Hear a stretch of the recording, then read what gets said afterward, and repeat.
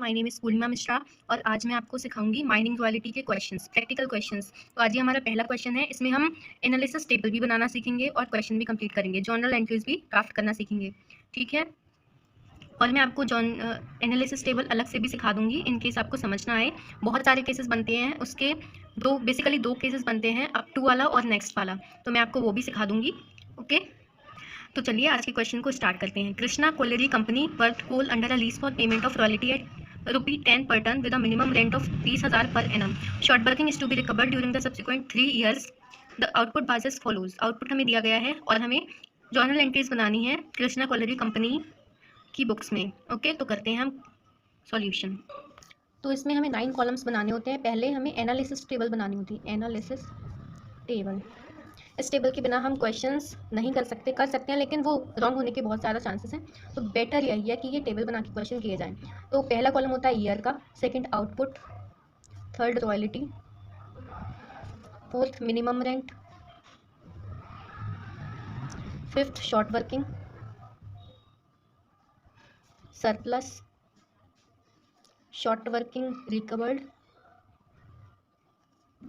P&L या short working unrecovered या फिर लॉस, और लास्ट कॉलम होता है पेमेंट का।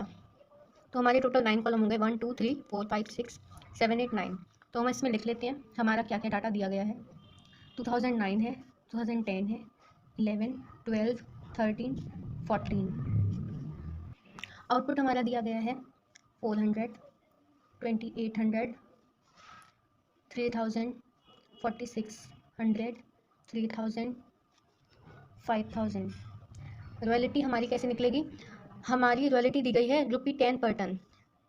क्वेश्चन में दी गई है payment for royalty is at ₹10 per ton. तो हम 10 को आउटपुट में मल्टीप्लाई कर देंगे, मतलब प्राइस इंटू क्वांटिटी कर देंगे। जो भी हमारा आउटपुट निकला है उसे 10 से मल्टीप्लाई कर देंगे रॉयल्टी के रेट से। ठीक है, तो 400 into 10 4000, 28,000, 30,000, 46,000, 30,000 and 50,000। Minimum rent question में दिया गया रहता है और ये सारी ईयर्स के लिए सेम होता है। कुछ क्वेश्चंस में चेंज हो सकता है, लेकिन वो केस डिफरेंट है। तो मिनिमम रेंट 30,000 पर एनम है, 30,000, 30,000, 30,000, 30,000, 30,000 एंड 30,000। अब शॉर्ट वर्किंग क्या होता है? शॉर्ट वर्किंग होता है जब मिनिमम रेंट ज़्यादा होता है और रॉयल्टी कम होती है, तो मिनिमम रेंट माइनस रॉयल्टी करते हैं। जो भी हमारा आंसर होता है वो शॉर्ट वर्किंग होता है। तो 30,000 माइनस 4,000 कितना हुआ? 26,000। 30 माइनस 28,000 कितना हुआ? 2,000। 30 माइनस 30 कितना हुआ? No short working.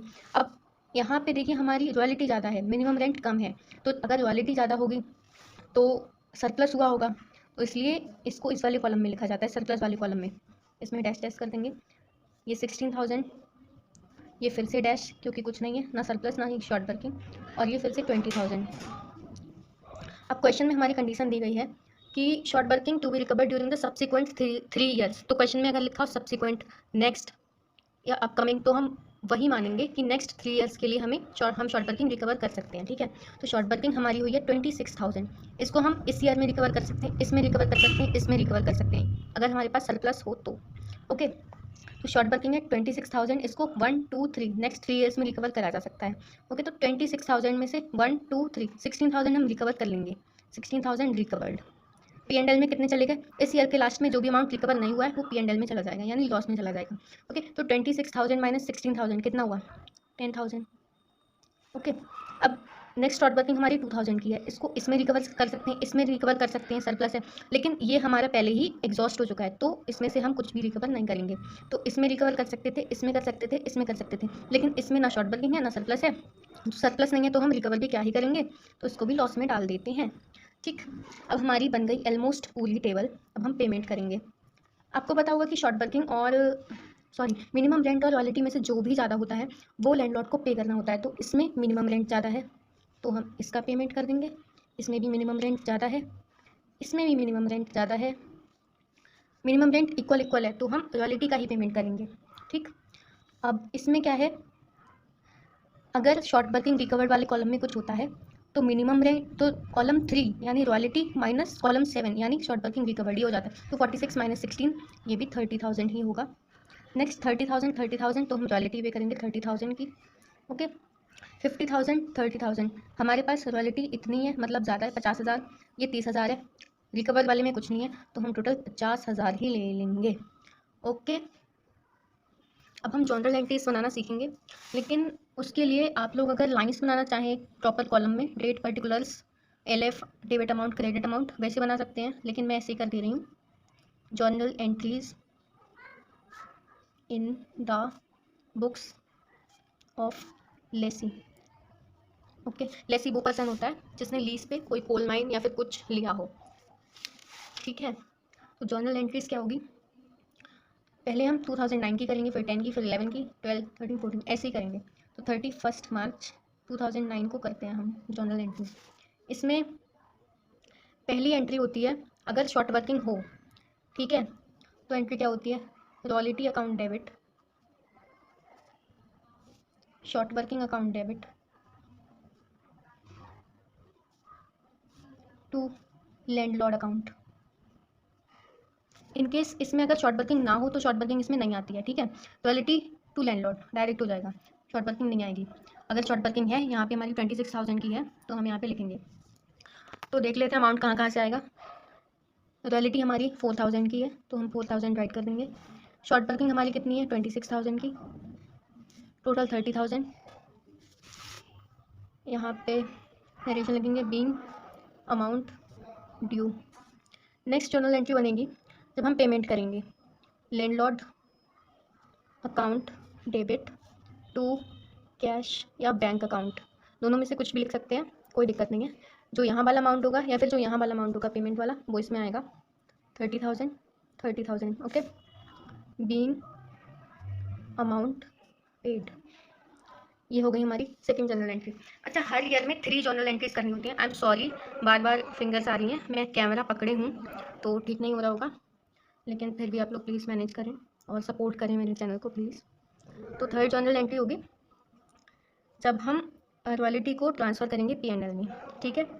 Third journal entry होगी P&L account debit to royalty account. इसको हम इस फर्स्ट वाली एंट्री में जो रॉयल्टी डेबिट हुई है वो यहाँ पे क्रेडिट हो जाएगी, 4,000, 4,000, ठीक है, बीइंग रॉयल्टी ट्रांसफर्ड। तो इससे हमने सीखा कि हर ईयर में 3 जर्नल एंट्रीज होंगी, शॉर्ट वर्किंग हो अगर तो फर्स्ट वाली एंट्री में डेबिट हो जाएगी, ठीक। अब हम नेक्स्ट ईयर की जर्नल एंट्रीज करना सीखते हैं। 31 मार्च 2010, सॉरी गलत लिख गया, 2010। तो इसमें भी शॉर्ट वर्किंग है और इन कॉलम्स में कुछ नहीं है, और पेमेंट मतलब सेम टू सेम पहले जैसा है, 2009 जैसा। तो जैसी जर्नल एंट्रीज पहले हुई थी वैसे ही हम इसमें करेंगे, ठीक। तो पहली जर्नल एंट्री मैंने कर ली है, royalty account debit, short working account debit to landlord account. पहले वाले में भी यही थी, इस वाले में भी यही है, क्योंकि ये सेम है। जिस कॉलम में ये वाला है, मतलब जिन जिन कॉलम्स में ये अमाउंट लिखा है उन कॉलम्स में ये अमाउंट लिखा है, तो एंट्री सब में यही होगी जिसमें ये कंडीशन रहेगी। सेकंड एंट्री हमारी हो जाती है, हम पेमेंट करेंगे लैंडलॉर्ड डेबिट टू कैश। हम पेमेंट कितना करेंगे, 30,000 है इस वाले कॉलम में, तो 30,000 हम पे कर देंगे, बीइंग अमाउंट पेड। थर्ड में हम ट्रांसफ़र करेंगे। अच्छा, आप लोग एक रूल याद रखिए, मेरे टीचर ने मुझे बताया था, मैं आपको बता रही हूँ। First entry DPT, first entry due की होगी, सेकंड पेमेंट की, थर्ड ट्रांसफ़र की, इन शॉर्ट DPT। ओके, इससे आपके सारे क्वेश्चंस हो जाएंगे। तो P&L account debit to royalty account, and कितना हम ट्रांसफ़र करेंगे इसमें ये देख लेते हैं, 28,000 बीइंग अमाउंट ट्रांसफर्ड, ठीक है। आप लोग को क्लियर दिख रहा होगा। अब मैं थर्ड ईयर की एंट्री करती हूँ, 2011 की। अच्छा, जब आप लोग करें तो अकाउंट्स प्रैक्टिस से आती है, आप लोग ऐसे वीडियो देख लेंगे, नहीं करेंगे खुद से तो नहीं आएगा। ओके, तो आप लोग खुद भी ट्राई कीजिए, तभी आप लोगों को समझ आएगा। कुछ लोग करके छोड़ देते हैं कि हमें तो समझ नहीं आ रहा, ये है वो है, तो आप लोग करना ट्राई कीजिए। इसमें देखिए कोई शॉर्ट वर्किंग नहीं है, कोई सरप्लस नहीं है, तो हम सिंपल एंट्री बनाएंगे, बहुत सिंपल, बिल्कुल मेकअप नहीं करेंगे। तो royalty account debit to landlord account, short working नहीं है यहाँ पे 2011 में, तो एंट्री में भी नहीं आएगी। अब हमारी रॉयल्टी कितनी थी, 30,000, 30,000 हम पे कर देंगे, सॉरी ड्यू कर देंगे, बीइंग अमाउंट ड्यू। अब नेक्स्ट एंट्री बनेगी landlord account debit to bank account. 30,000 ही पेमेंट कर देंगे हम। Being amount paid. अब थर्ड एंट्री बनेगी हमारी P&L account debit to royalty. 30,000 ही हम ट्रांसफ़र कर देंगे। Being amount transferred. ओके, अब हम नेक्स्ट ईयर की एंट्री करते हैं 2012 की। 2012 में देखिए क्या है, मिनिमम रेंट है हमारा, सरप्लस भी है हमारा, शॉर्ट वर्किंग रिकवर्ड है, P&L है। सरप्लस से तो हमें कोई लेना देना नहीं है, इसका एंट्रीज में कोई रोल नहीं है। रिकवर्ड जब आएगा तो हमने जितना रिकवर किया है वो सेकेंड ईयर में आएगा, मतलब सेकेंड एंट्री में आएगा, सेकेंड ईयर में नहीं, सॉरी, सेकेंड एंट्री में आएगा। ये वाला फर्स्ट एंट्री में आता है, इसको जाने दो, ये सेकेंड एंट्री में आता है, और इसमें अगर कुछ हो तो वो थर्ड एंट्री में आता है। ओके, ये डेबिट होता है, ये भी क्रेडिट होता है, ये भी क्रेडिट होता है। ठीक है, होप यू अंडरस्टैंड। तो 12 वाली में रिकवर भी आया है, P&L भी आया है। तो फर्स्ट एंट्री में कुछ नहीं बनेगा क्योंकि शॉर्ट वर्किंग नहीं है। सेकंड में बनेगा, थर्ड में बनेगा। तो बनाते हैं कैसे बनेगा। 12 की हम कर देंगे entry royalty account debit to landlord account. इसमें अमाउंट कितना है, रॉयल्टी 46,000। 46,000 ये आप लोग लिख लीजिएगा, सेम ही होते हैं सबके। Landlord account debit to bank account to short workings account.